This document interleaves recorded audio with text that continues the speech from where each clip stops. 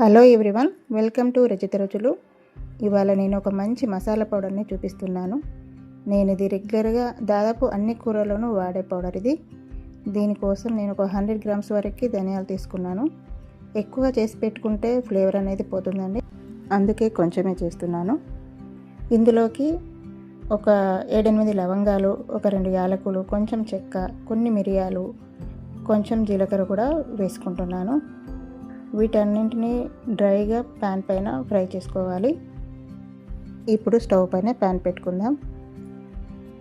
దీంట్లో ధనియాలు వేసుకొని వీటిని మీడియం ఫ్లేమ్లో దోరగా వేయించుకోవాలి. ఎక్కువగా ఫ్లేమ్ అనేది పెట్టకూడదు, ఎందుకంటే త్వరగా మాడిపోతాయి ఇవి, ఫ్లేవర్ అనేది పోతుంది. ధనియాలు మంచి కలర్లో వచ్చే వరకు ఇలా స్లోగానే వేయించుకోవాలి. ఇక మనకి చిటపటలాడుతుందండి. ఇవి మంచిగా వేగిపోయాయి. ఇప్పుడు ప్లేట్లోకి తీసుకుందాం. ఇవి కొంచెం చల్లారనివ్వాలి. ఇందులోనే ఇప్పుడు మనం మసాలా ఐటమ్స్ ఉన్నాయి కదా, అవి కూడా కొంచెం వేయించుకోవాలి. కొద్దిగా వేగితే సరిపోతుందండి, తొందరగా ఫ్రై అయిపోతాయి ఇవి. స్టవ్ ఆఫ్ చేసుకుందాం, సరిపోతుంది మనకి.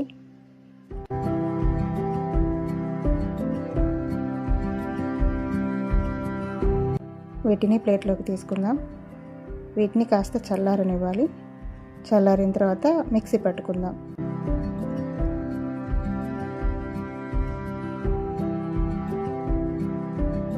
ఇందులోకి ఒక వెల్లుల్లి వేసుకోవాలండి. ఒక గడ్డ వరకు తీసుకున్నాను, అది పొట్టుతోనే వేసుకోవాలి, మంచి ఫ్లేవర్ ఉంటుంది ఇది వేసుకోవడం వల్ల.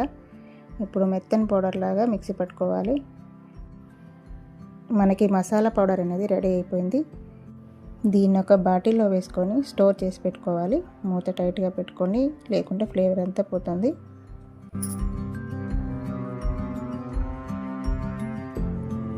నేను ఇప్పుడు ఒక టమాటా కర్రీ చేస్తున్నాను.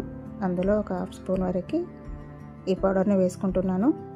ఇది కర్రీకి మంచి రుచితో పాటు ఫ్లేవర్ కూడా బాగుంటుంది, హెల్తీ కూడా, మంచి డైజెషన్ కూడా పనిచేస్తుంది. నేనైతే ధనియా పౌడర్ ఈ విధంగా తయారు చేసి పెట్టుకుంటాను. మీరైతే ఎలా చేస్తారో నాకు కామెంట్ చేయండి. ఈ వీడియోకి అయితే లైక్ చేయడం మాత్రం మర్చిపోవద్దు. ఓకేనండి, థ్యాంక్ యూ ఫర్ వాచింగ్. అందరికీ బాయ్.